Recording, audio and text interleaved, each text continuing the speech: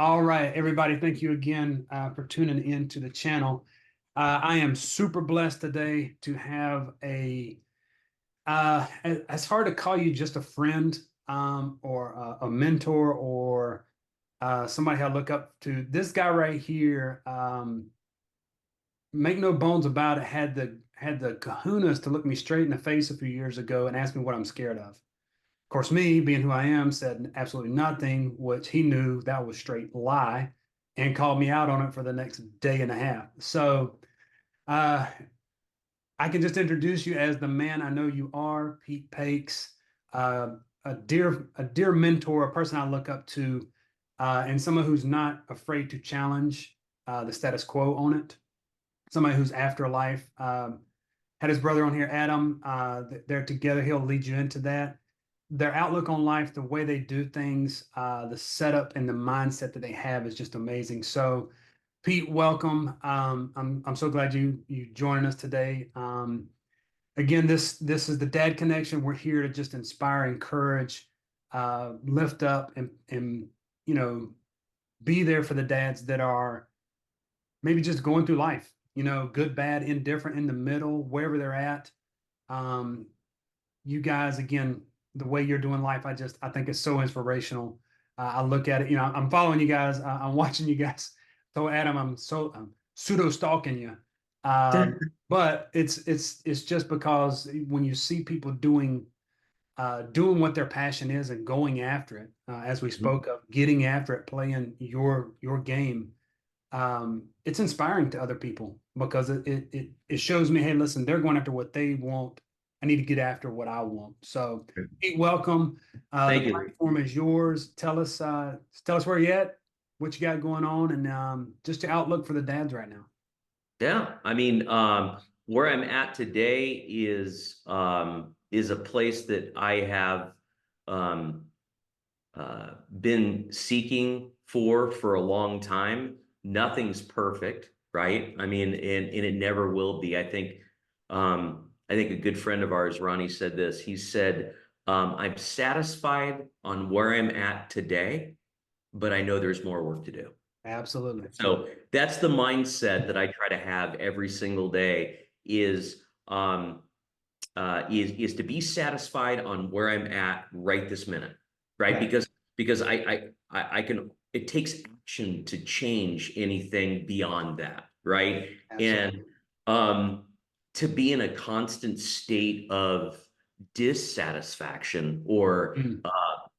it's not good enough or I haven't made it or you know what I mean is just it doesn't allow you to ask yourself or others the right questions so that you can grow each day.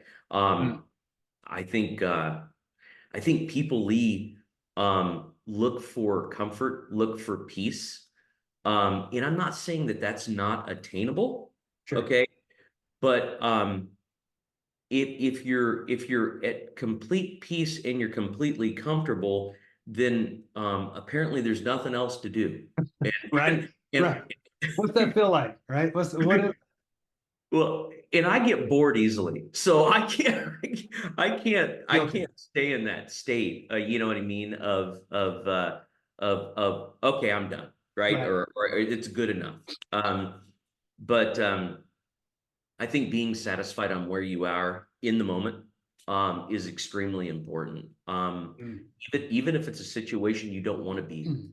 Um, but yeah, that's where I'm at today. I'm completely satisfied, and I know there is a bunch of work to do. And My health is great right now. My family's health and they're doing great. My wife, my two daughters. I'm just in a different place right now that a lot of dads are in. Like my brother, for instance, right? He's got three little ones at home. Right. Um, my kids are 31 and 28. My girls, right? And they're off the payroll. Right. Right. Different That's space. yeah, that's different. But we enjoy them so much, my wife and I do, in a different way now. Sure. And those adjustments are different, right? Sure. When you're not, um, when they're paying their own bills, and you want to tell them what to do, but really you need to let them figure it out, you know what I mean, on their own. Absolutely. So, but yeah, Mm. I'm a happy man. That's no, and that's what I love about you guys. That's what I love about you, especially. And I'm glad you touched on that with the kid situation. Me and Adam kind of parallel in the ages where my oldest is 14 and a half, should be 15 this year, and I'm still like this sometimes because I remember, you know, just like any other dad when we brought him home, right? Mhm. And it just seems like it was just a few weeks ago. Yeah. And now my youngest is 9. And they were both with me when we met. And that was just it was crazy to think how fast that time goes. Mhm. But I'm glad you touched on that because being satisfied is a huge thing. And being satisfied in the moment, much like our friend Ronnie has said, and have him on here down the road and look forward to just letting him loose as well. Um, that's huge. And, it's something that I've had to reflect on the last little bit, as much as anybody else, to say, hey, look, maybe it's not the best situation I'm in, but there's a way out. So I'm okay right now because tomorrow's different. Right. So touching on the kids, I'm in that space of getting ready to have a driver, and then I've got one, coming up, watching the oldest. And then I know that that time's going to come, much like you, when they're not going to be there Mhm. in the house.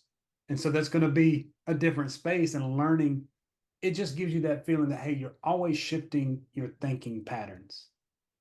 You're always, like you say, you're striving to be better, Mhm. right? You're striving to learn more, to keep learning, and to be, I guess for me, like with teenagers, I'm trying to stay adept to the lingo, right? That's Yeah. always fun. I messed mine up the other day. I said, hey, I said your drip is fire.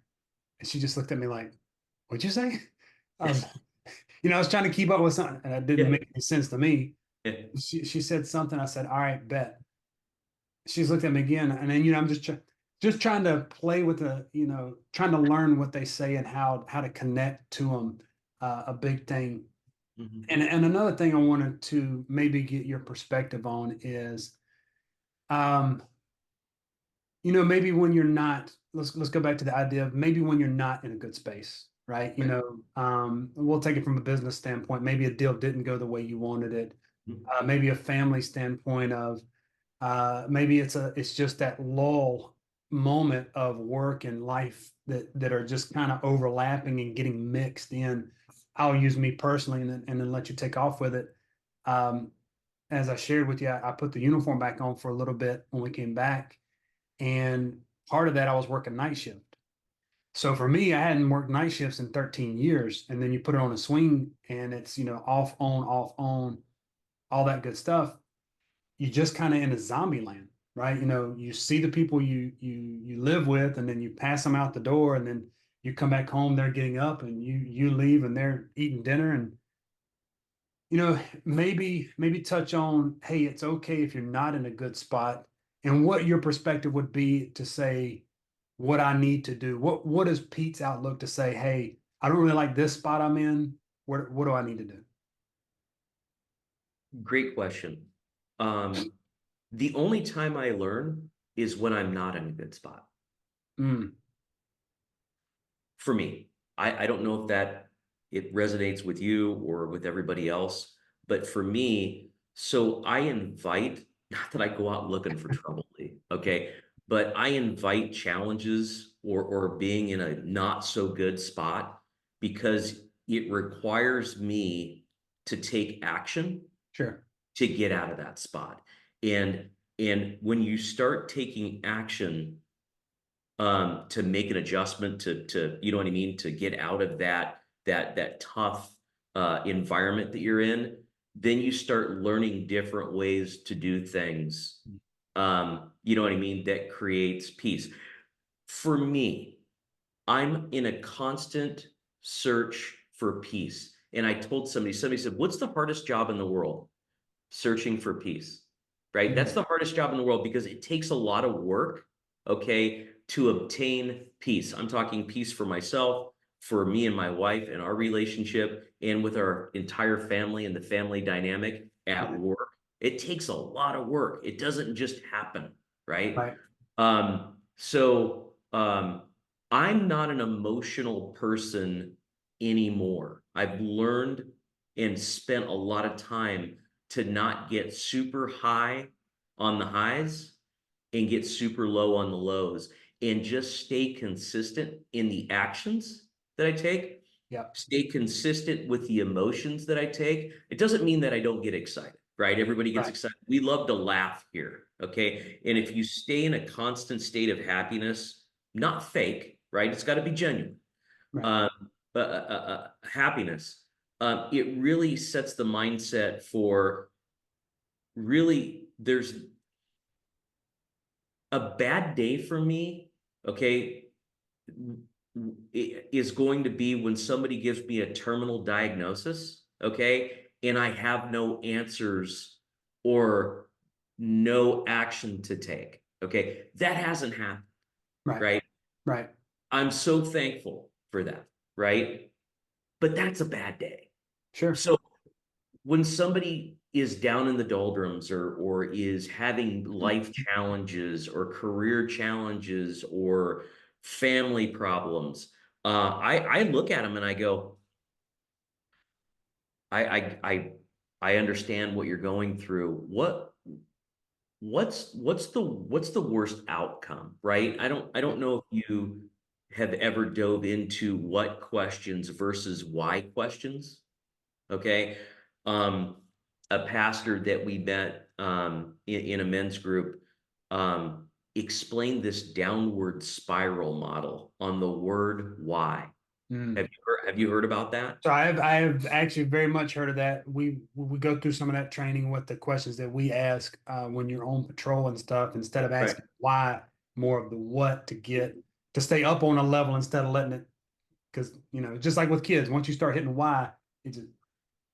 Yep. It's a downward spiral. It Mhm. really is. So if I keep that word why out of my vocabulary, I get much better information from everybody around me and much better answers and direction for myself.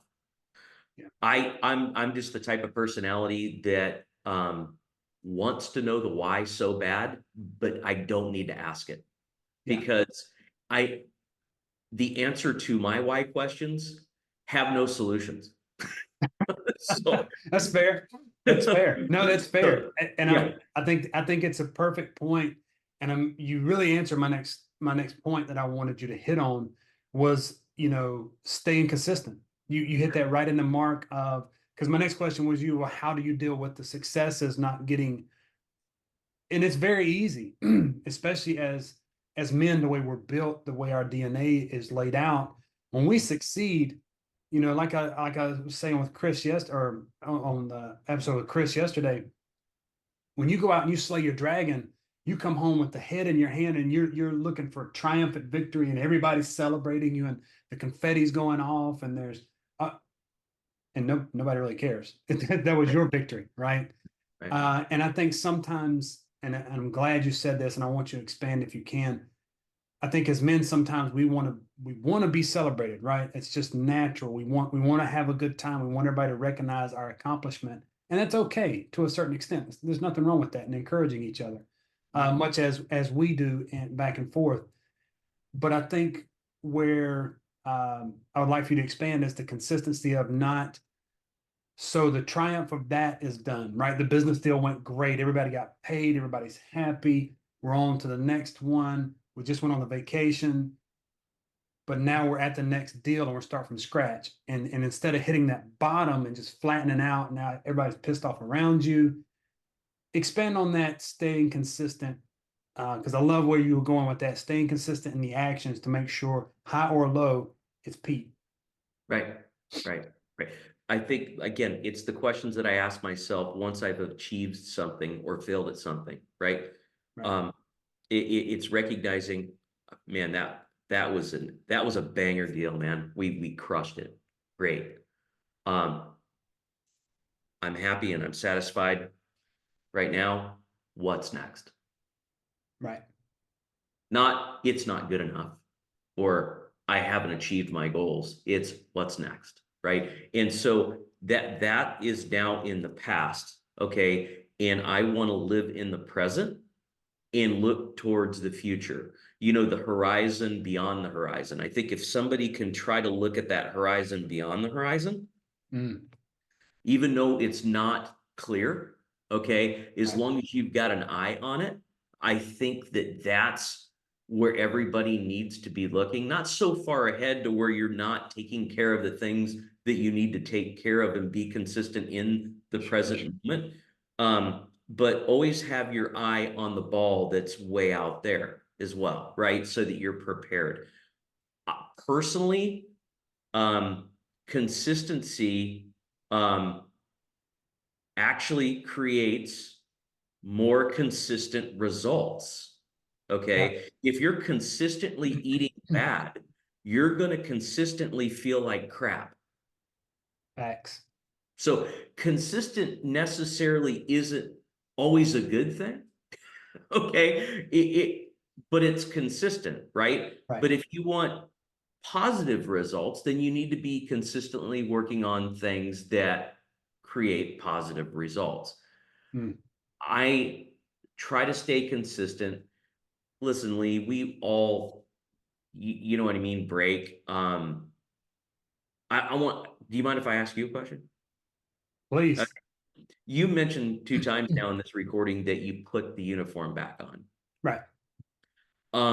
I'd like to see you be proud of that Yeah. because you have a different perspective now. And you've learned so much in this last year and a half that the value that you're bringing to the street in your community is that of no other police officer has or perspective they have. Okay. And what you're doing for the community is extremely unique.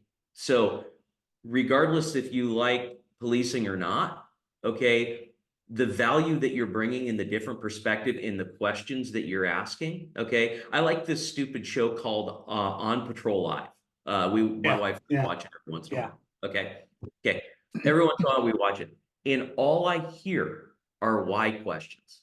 Yeah. That's all I hear from those police officers. Okay, nationally televised show, one of the highest rated shows. People are addicted to watching people deal with law enforcement, right? Um, the questions that they ask are horrible. That's Okay, perfect. and so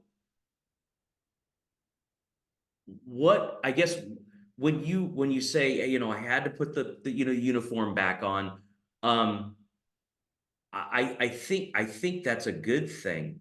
What say you? So I'm glad you asked that. And to kind of finish out where I'm at with that. So 3 weeks ago we turned everything in. Okay.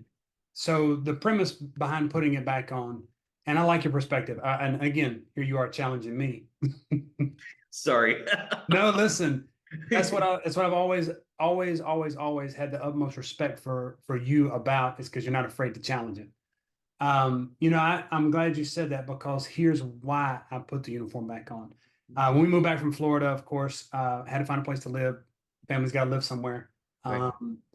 And it's funny because, as in real estate, you're coaching your clients through how to get approved for loans and this, that, and the other. And I knew exactly what was going to happen. The minute I went to the bank, I knew they were going to say, you need a W-2. And Mhm. then the lady at the bank who we're friends with, she goes, you need a real job. I was like, okay. Have you ever tried real estate? Do you know how hard that is? I mean, that's an emotional nightmare. Um, well, I had some contacts at the police department, so I made a phone call, and they Mhm. were looking to hire. So it was a pretty easy transition back in. But the whole time that I was going back in, I wrestled with it. I'm not gonna lie to you, I wrestled with it because I told myself when I left it the first time I would never go back to it. Right. And you are the third person in about 2 weeks that's challenged my perspective on it. And instead of me looking at it in a down way of what I had to do, I've had to start telling myself, you had to do that because your family had a place to live. They had to have a place to live, Mhm. right? The other part that I've tried to look at it is, what influence did I have while I was there? Right. So the department I was at it's extremely young, as far as their line staff, to where my average age on the shift I was on was about 24, 25 years old. Me being 43 puts me at the top end of what they call the old heads. Mhm.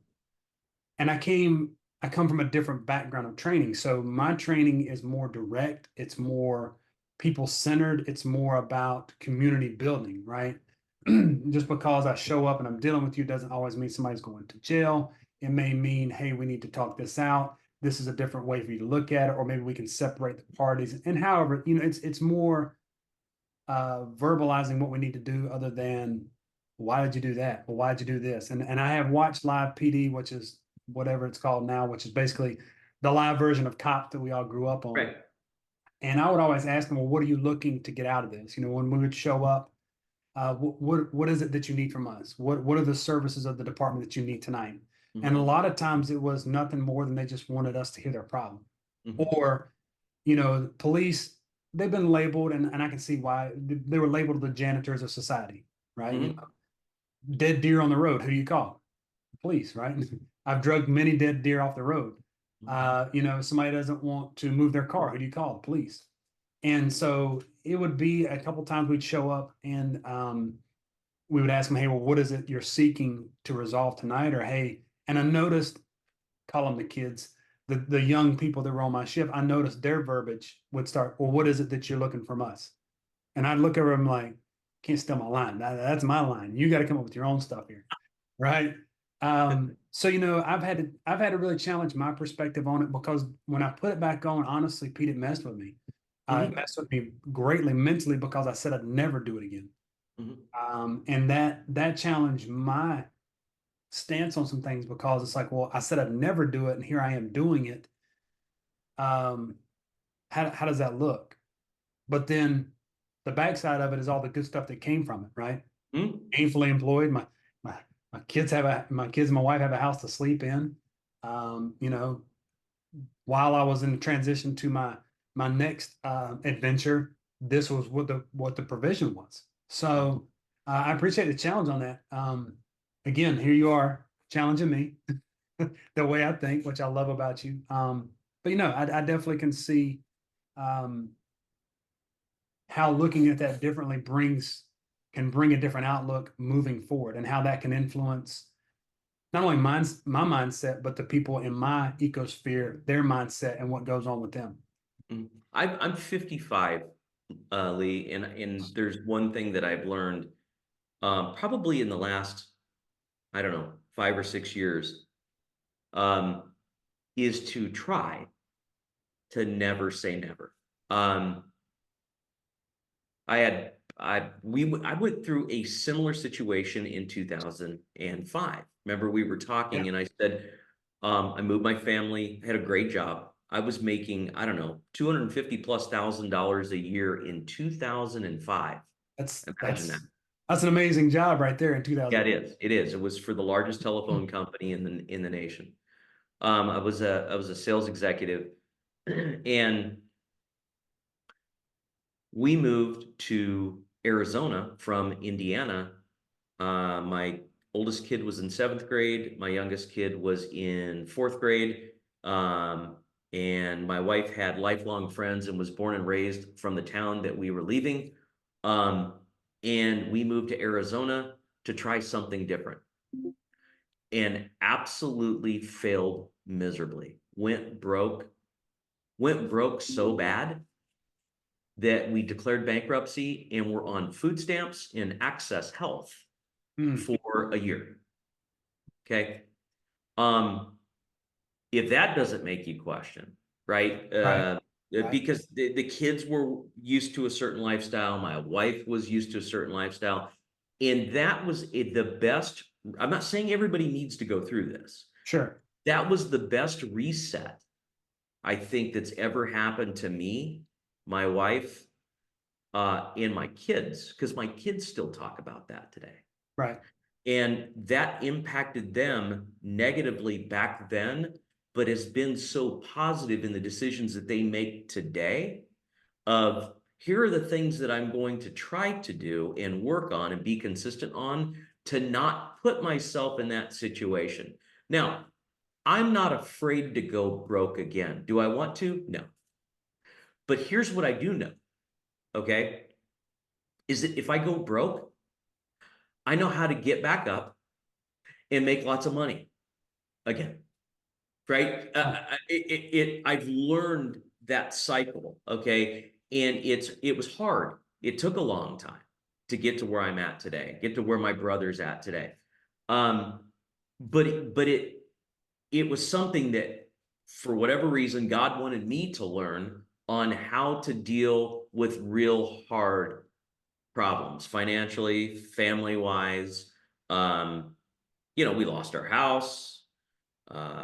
We lost all of our toys. We lost a lot of things. But when I look back on that, um, man, I had a lot of crap that I didn't need. Okay. Like today, we're doing okay. And I have the ability to pretty much have what I want, right? Right. But I have 2 cars, a house, and a camper because my wife and I enjoy camping. Right. Okay. Right. That's it. And I don't just have those things so I can say that's all I've got. Right. It's like, you know what I mean? What do you need and what do you want type of thing? Sure. I just don't want to put myself in a position, okay, to have to make these monumental changes, right? Through Right. the times of success and the times of failure, right? Right. Staying consistent, right? Going back to that. If I've got something manageable, regardless of how much money I have or don't have, um, it's not going to affect me or my sphere, right? My family, um, greatly, right? If Right. there's ebbs and flows, because there's always going to be ebbs and flows in everything that you, Always. Always. period. Um, and so, yeah, I so much appreciate those challenges. Again, there are challenges every day that we have in our business, but it's the only time that we get to learn. Sure. It is. Sure.